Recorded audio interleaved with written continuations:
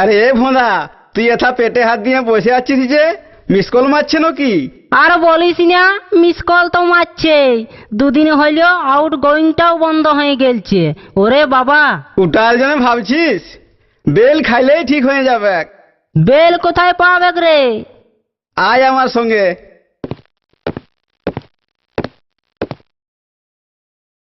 সজনী, তোদের গাছের দুটা বেল দিবি?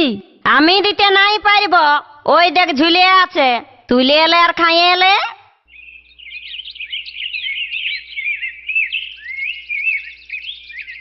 ইস, এত আঠা!